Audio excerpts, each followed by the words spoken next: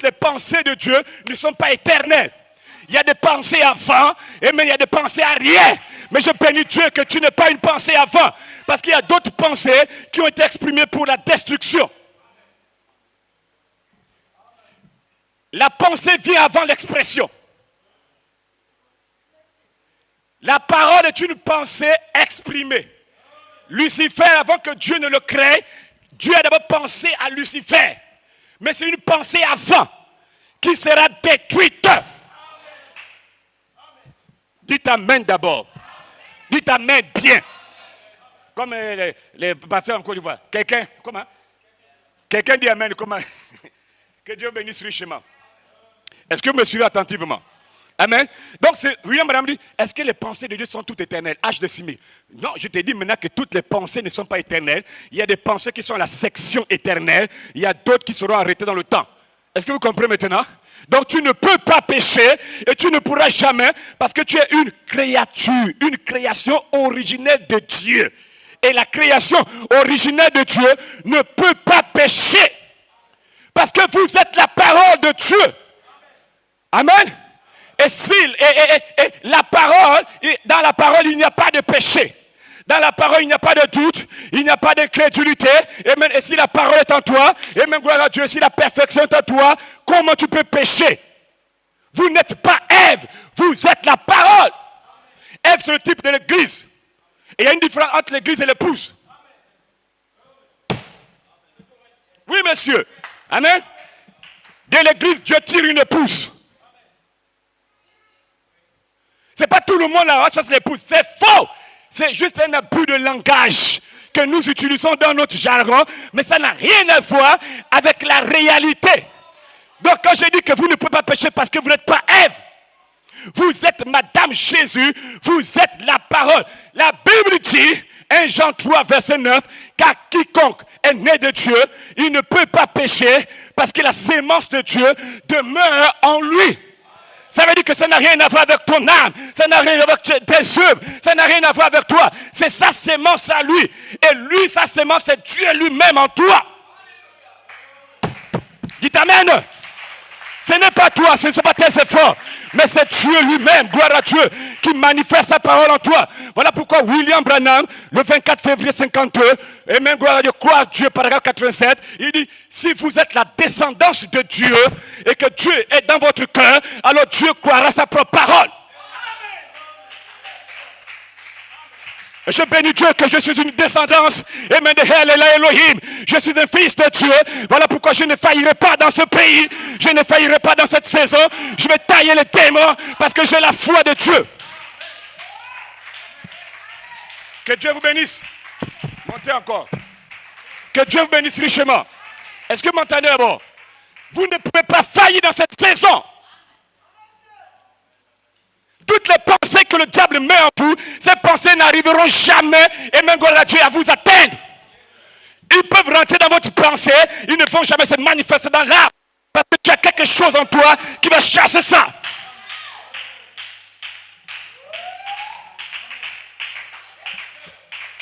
Vous allez non seulement chasser le diable, mais le garder loin de vous.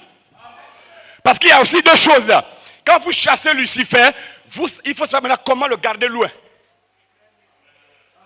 Et là, ça nécessite une consécration, une vie vécue.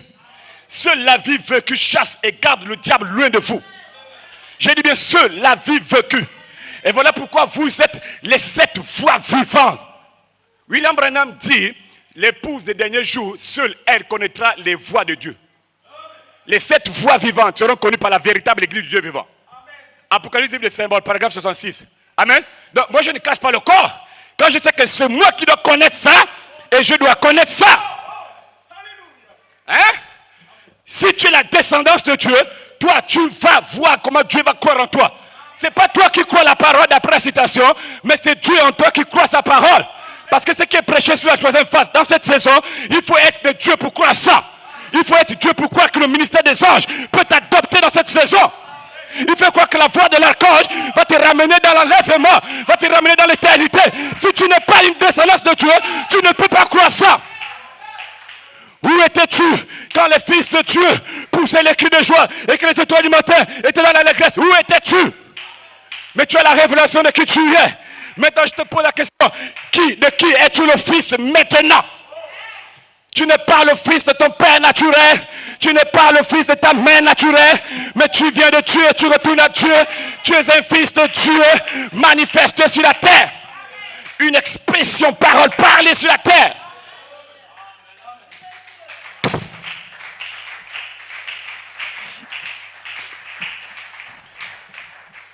Voilà pourquoi la Bible dit, heureux l'homme en qui Dieu ne compte pas le péché.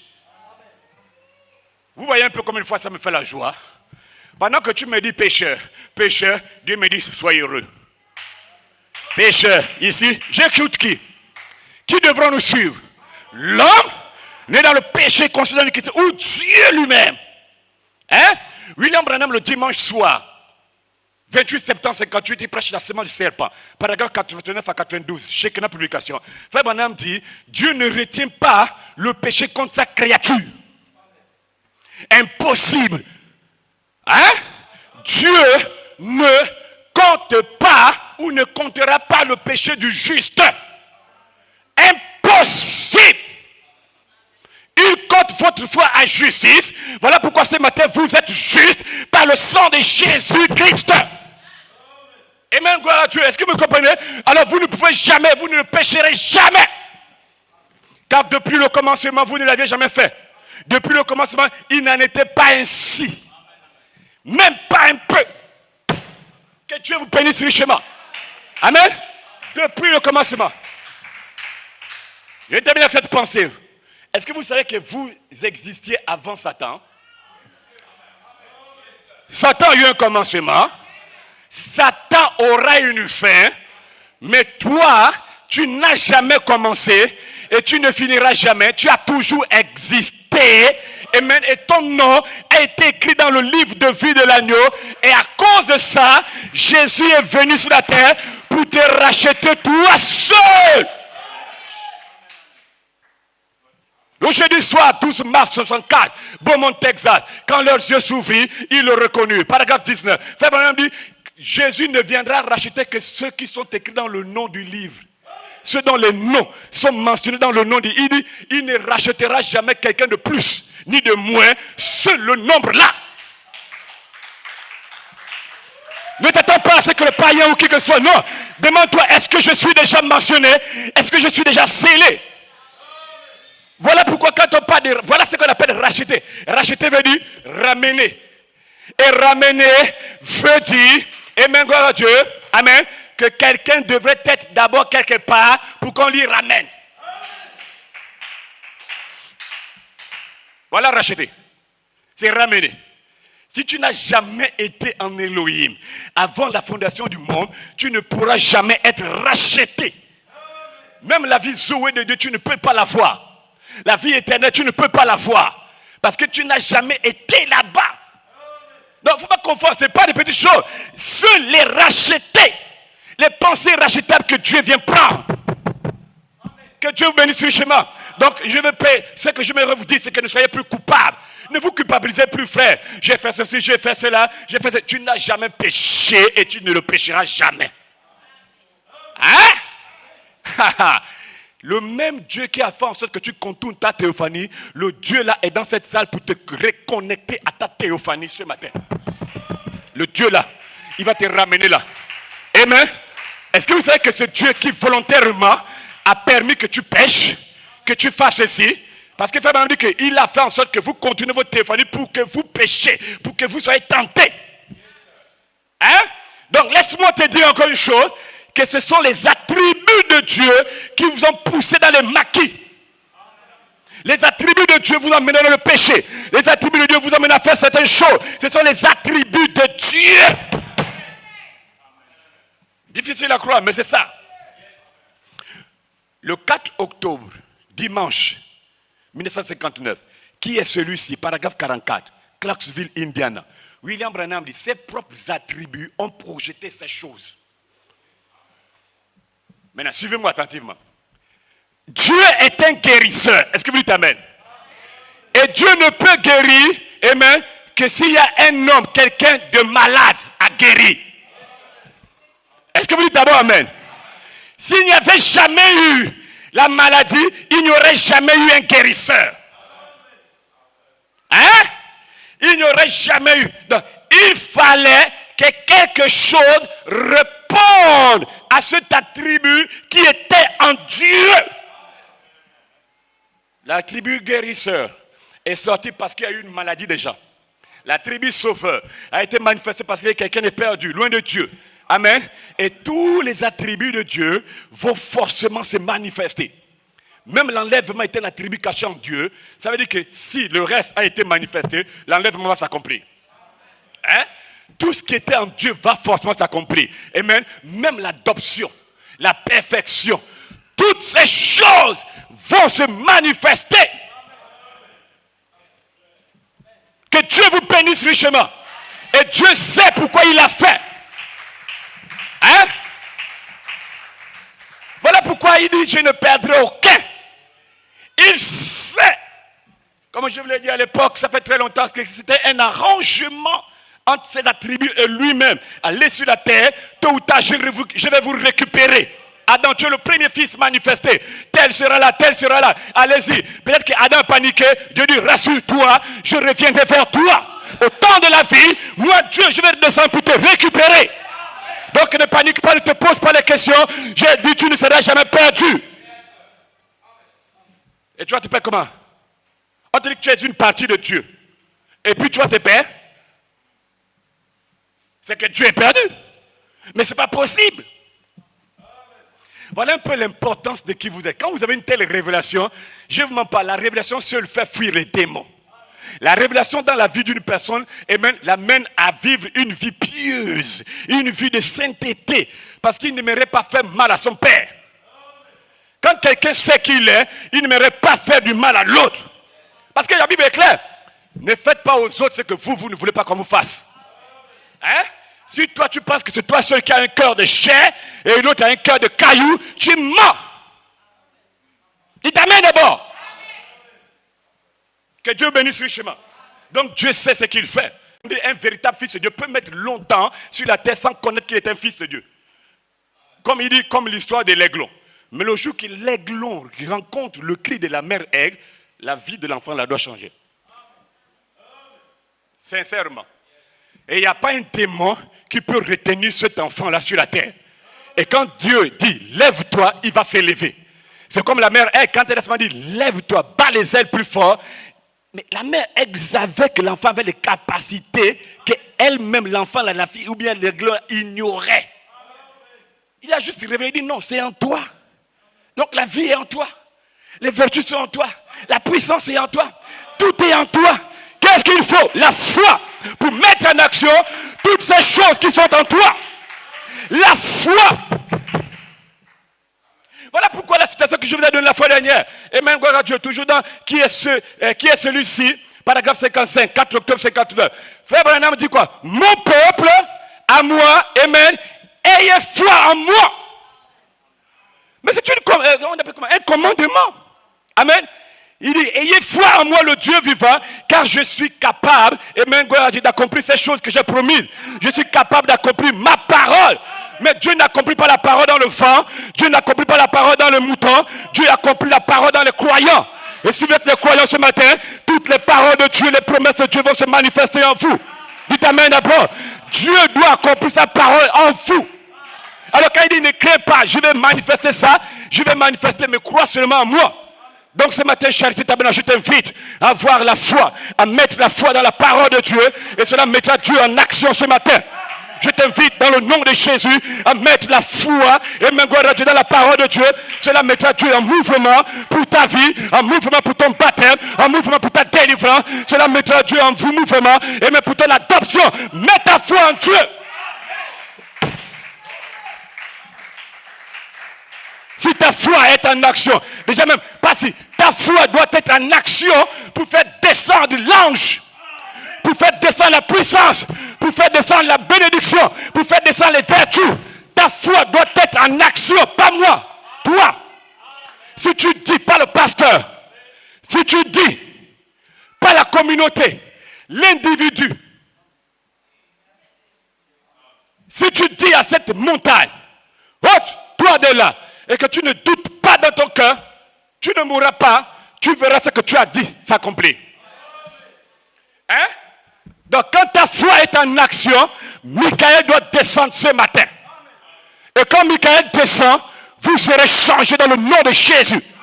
Quand Michael descend, vous ne serez plus jamais la même personne. Dites amen d'abord. Et même parce que Michael va délivrer le nom du livre. Et même gloire à Dieu. Et quand nous parlons de la délivrance du nom du livre, le pasteur Élie 12 ans, dans sa bande du 12 juillet 2015, fait descendre Michael. Il dit quand nous parlons de la délivrance du nom du livre, nous parlons de la délivrance de votre nature. Nous ne parlons pas de la délivrance du pécheur. Ça n'a rien à voir. Mais nous parlons de la délivrance de votre véritable vie originelle. Nous parlons de la délivrance de cette voie vivante, de cette vertu. Et maintenant, gloire à Dieu. Et quand nous parlons de ça, Michael, sur la troisième phase, délivre les noms-là. Dites amen d'abord. Et votre nom, c'est votre nature qui était cachée sous le 7e sceau. Voilà pourquoi nous parlons de Michael sur la troisième phase, la voix de l'archange. Et quand il vient, il libère la personne de Christ en toi. Voilà pourquoi, charité, n'ayez plus peur. Parce que l'esprit Michael, la voix de l'archange est en toi. N'ayez pas peur. Et ne craignez plus jamais. La seule chose que je vais vous dire ce matin, abandonnez-vous simplement à Dieu. Consacrez-vous simplement à Dieu. Parce que Dieu veut que son église l'aime. Dieu veut que son église se consacre. William Branham à Cleveland 59, il parle de la consécration de l'église. Dieu veut que vous l'aimez. Dieu veut que vous vous abandonnez à lui. Et dans le nom de Jésus, quand tu vas t'abandonner à Dieu, lorsque tu vas te consacrer à Dieu, et même le Seigneur Jésus lui-même va se voiler en toi comme étant la voix de l'archange, et tu auras la foi, la vertu, la connaissance, la tempérance, la patience, la piété, tu auras l'adoption, tu auras l'enlèvement, et même si Michael se voile, tout est possible.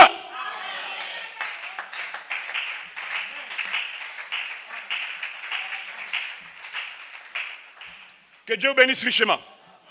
Est-ce que vous comprenez maintenant? Amen.